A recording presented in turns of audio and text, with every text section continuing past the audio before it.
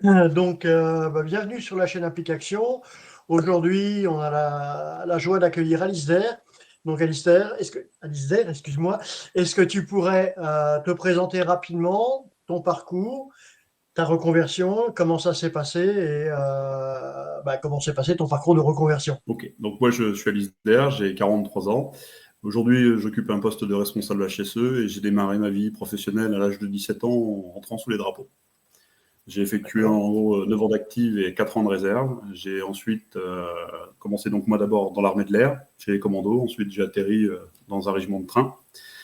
En partant, la reconversion que j'ai eue a été assez simple, c'est que j'ai passé une FIMO. Donc j'ai Oui. pu aller travailler dans une boîte de transport derrière tout de suite en sortant de l'armée. J'ai fait 6 ans de transport. J'ai eu des petits soucis de santé qui ont fait que j'ai dit il va falloir que j'arrête d'être trop loin d'un WC. Donc, il va falloir que je sois un peu plus sédentaire dans mes activités. Ok. En plus de ça, j'avais aussi le couperet, entre guillemets, avec l'État de devoir aller peut-être jusqu'à 64, voire plus, avant la retraite. Donc, je me suis dit, il faut que je trouve quelque chose aussi qui soit un peu plus soft, je dirais, pour ma santé. Et comme j'étais dans une entreprise qui faisait du transport de liquide alimentaire en citerne, donc j'avais toujours, soit dans les sites industriels de levure par exemple, ou les laiteries, des responsables QHSE qui gravitaient autour de nous, soit parce qu'on avait des protocoles qualité à respecter pour faire les transports, ou sur place aussi, donc de la sécurité aussi à respecter. Et un jour, à force d'entendre mes collègues lors des noms d'oiseaux, j'en ai alpagué un en disant bon écoute, j'aimerais bien comprendre ce que tu fais dans la vie. Euh, Explique-moi, parce que bon, si je les écoute, c'est pas reluisant pour toi, mais voilà, j'aimerais bien comprendre. Donc, il m'a payé un café, puis il m'a présenté en gros ce qu'il faisait comme travail. Donc, moi, le soir, dans la cabine, j'allais sur l'ordinateur et je regardais un peu plus pour en apprendre un petit peu plus sur ce métier. Ça m'a donné envie de le faire. Et j'ai commencé une première reconversion dans le HSE. C'est avéré que l'école dans laquelle j'y suis allé se le fait un petit peu peur parce qu'il s'est dit, attends, tu as été 9 ans à l'armée, plus un peu de réserve derrière, chauffeur routier, pas trop de, entre guillemets, de management dans le civil, pas trop d'interaction avec les gens. Le problème, c'est que le coordinateur QHSE, il est amené à faire des actions de formation. Donc, je Oui. pense que j'ai un petit peu peur que tu me fasses comme Gibbs. Ah, tu fais pas ce que je veux, une tape Ouais. derrière les oreilles et en avant. Je dis non, déjà, c'était pas comme ça quand j'étais à l'armée, donc il n'y a pas de raison. Mais il me dit, j'aimerais bien que tu passes une formation de formateur pour avoir une pédagogie plus civile, pour être un peu plus en lien avec ce que tu vas faire. Donc, je lui dis, OK, écoute, pas de souci. De toute façon, ça sera que du bonus. Je vais certainement avoir des tips aussi qui vont m'arriver pour pouvoir exercer mon métier derrière comme il faut. Donc, j'ai fait cette première reconversion en passant une formation de formateur. Et l'entreprise support qui m'a pris, c'était une entreprise de formation, tout ce qui était conduite et CACES. Du coup, parce que je sortais du camion, et plus qu'avec mon temps d'armée, ça faisait à peu près 10 ans que j'étais routier. Donc pour eux, c'était assez simple. Et Oui. derrière, quand je suis arrivé pour rentrer à l'école, on m'a dit par contre, on a un souci, tu as passé un DCL2 à l'armée, donc un diplôme de compétences en langue. Malheureusement, ça te donne le niveau BTS de l'épreuve d'anglais, mais pas le reste du diplôme. Ok, donc qu'est-ce qu'il faut que je fasse? Il faut que tu passes un bac pro pour pouvoir intégrer le BTS. Donc j'ai renquillé une deuxième année en tant que formateur pour passer ce bac pro en VAE afin de pouvoir réellement intégrer mes formations. Et D'accord. donc en septembre 2019, j'ai vraiment démarré le métier de HSE en passant donc un BTS coordinateur QSE en un an. J'étais dans une boîte qui faisait du recyclage de tout type de matériaux. Ensuite, j'ai fait une deuxième année où j'ai passé un bachelor QHSE, où là j'étais directement chez FH Route, donc tout ce qui était VRD et enrobé. Et puis à l'issue, j'ai été 4 mois en recherche d'une entreprise et j'ai fait 2 ans dans une entreprise qui fait rien du tout à voir avec ce que je faisais avant.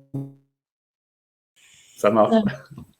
Ok. Et donc, du coup, j'ai fait traverser le désert de 8 mois. J'ai réussi ensuite à faire du freelance pendant 4 mois sur une mission spécifique. En fait, je suis arrivé chez Fortil, qui est un groupe d'ingénierie qui place Mhm. des ingénieurs dans différents métiers, dans tout type de boîtes. Et j'ai été pris donc chez ITP, Interpipe, qui fait vraiment du oil and gas et du pipeline. Et là, en fait, c'était un projet pour un client américain de faire ce qu'ils appellent des bend in bends, de l'insertion de tubes dans un autre tube avec une phase préparatoire d'isolation. Donc là, il y avait une cinquantaine de bends à faire. J'ai eu 3 mois de travaux avec eux. J'ai eu 0 accident de travail pendant cette période-là. Je pensais que ma boîte support, donc Fortil, allait pouvoir me trouver une autre mission derrière, ce qui n'a pas été le cas. Et donc, je me suis remis dès la fin décembre à commencer à chercher du boulot, même si je finissais au 31 janvier, pour essayer de ne pas avoir trop de gap entre deux. J'avais pareil, pas forcément de réponse positive, malgré le fait que, pour moi, j'avais quand même un bout de CV à proposer. Et puis par chance, on a un petit camarade de chez Implication qui est venu me trouver et qui m'a dit viens, rejoins le groupe, on va essayer de t'aider à trouver un job. Donc j'ai adhéré à Implication et j'ai fait une première réunion de présentation où Louis-Marie était présent avec moi, et puis il a commencé à nous dire je peux vous aider aussi sur vos CV, savoir s'il y a des choses qui vont, qui ne vont pas. Et donc on a pris rendez-vous tous les deux, et le samedi qui a suivi, on a passé presque 4 heures ensemble, outre le fait de se rappeler des bons souvenirs sous les drapeaux, on a évoqué le sujet. Et comme je lui avais envoyé en amont le CV que j'avais, parce que je l'ai fait sur un site internet qui s'appelle cv.fr, où moi je pensais que c'était le summum, pour dire. Et en fait, il m'a expliqué qu'en gros, j'envoyais une photo à l'entreprise. Et que justement, le logiciel ATS, il lisait pour la photo. Donc, pour moi, à chaque fois, j'étais recalé. Et je l'ai compris aussi parce qu'en fait, non seulement il me l'a expliqué, mais dans mon parcours, entre février l'année dernière et février de cette année, à plusieurs reprises, j'ai postulé dans une même entreprise qui s'appelle Vinci, où j'ai jamais eu de retour de quoi que ce soit. Et en fait, il n'y a pas si longtemps avant que je rentre là où je suis, j'ai eu un cabinet de recrutement qui m'a pris contact avec moi, et je lui ai donné mon CV, et lui, il l'a donné à la RH. Et la RH a vu mon CV de cv.fr dans les mains, donc là, elle s'est dit « Ah, mais en fait, il est intéressant, le profil ». Sauf que ça fait déjà plusieurs fois que j'ai postulé chez vous et j'ai jamais eu de réponse. Donc, j'ai bien compris qu'il y avait un truc qui n'allait pas. Et à ce moment-là, en fait, Louis-Marie m'a filé un petit squelette, on va dire, de CV. Il m'expliquait un petit peu, je pouvais mettre en plus des points forts en avant, puisque, comme mon nom l'indique, Alistair, je suis d'origine franco-écossaise. Et il fallait aussi en profiter et de le mettre en avant dans les arguments, puisque j'ai aussi un niveau d'anglais certifié B2, ce qui n'est pas intéressant pour les entreprises. Et donc, du coup, on a refait un CV sur PowerPoint que j'ai pu en fait transférer après en PDF. Et là, je l'ai envoyé à différentes entreprises. Et c'est bizarre, mais j'ai eu beaucoup plus de retours, dont celle dans laquelle je suis, qui s'appelle Alström, où là, effectivement, c'est une entreprise qui est finlandaise, qui a des succursales un peu partout en Europe, dont chez moi en Écosse, et un peu partout aussi en France, et à 45 minutes de chez moi, donc à Pont-Audemer, j'habite à Caen. Donc, je fais la route maintenant tous les jours. Et j'ai eu le droit à 4 entretiens d'embauche, dont un en anglais, avec le vice-président qui est chargé de la partie donc tape, des scotch, pour différents industriels, dont le plus gros 3M et Hutchinson aux États-Unis. Donc là, ça a été vraiment. J'étais content parce que du coup, ça va me faire travailler mon anglais. Et puis justement, toutes les réunions qu'on a, comme c'est des réunions groupes, on ne parle pas en français. Donc ça me permet de rajouter aussi cette corde-là en fait dans ce que je voulais, dans le spectre de ce que je recherchais comme place. C'est une place où je pouvais me servir de mon anglais plus souvent. D'accord. Écoute, merci parce que c'est très intéressant. On parle souvent de l'accompagnement que fait Implication sur une première reconversion, mais toi, tu es l'exemple typique d'un deuxième, troisième rebond. Et puis là, d'avoir été accompagné comme ça avec Louis-Marie qui t'a accompagné, qui t'a pu te guider. Donc c'est bien. En conclusion, en quelques mots, comment tu pourrais résumer ton accompagnement par Implication? Et je suppose que tu recommanderais bien évidemment d'adhérer, oui, ne serait-ce que pour le réseau et le conseil. Alors en fait, oui, c'est vrai que je ne m'attendais pas que ça soit aussi rapide parce que je suis arrivé dans le réseau courant février. Donc on est venu me chercher pour rejoindre le réseau. C'est vrai que j'ai eu cette chance-là.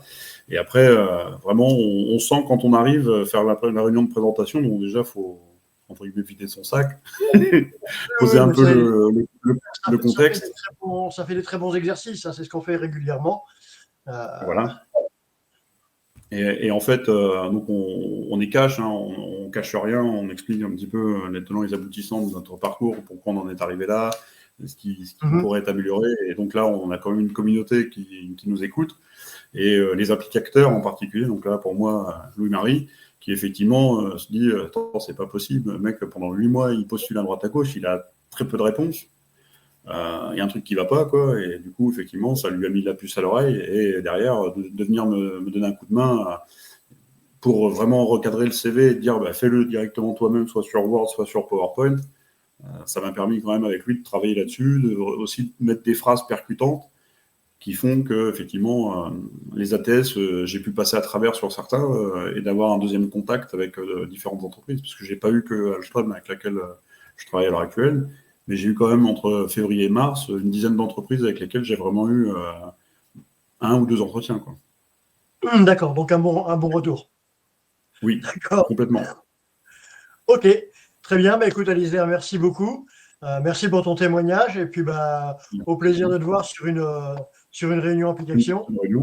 Pas de souci. Et puis à ce moment-là, je pourrais aussi être encore un relais pour les nouveaux adhérents, justement, qui se posent la question de savoir est-ce que ça marche vraiment ou pas. Je pourrais dire que oui. Parce que même si on ne m'a pas accompagné par la main pour m'emmener voir l'entreprise, on m'a donné un coup de main pour me remettre d'équerre, si je puis dire, pour pouvoir présenter une candidature.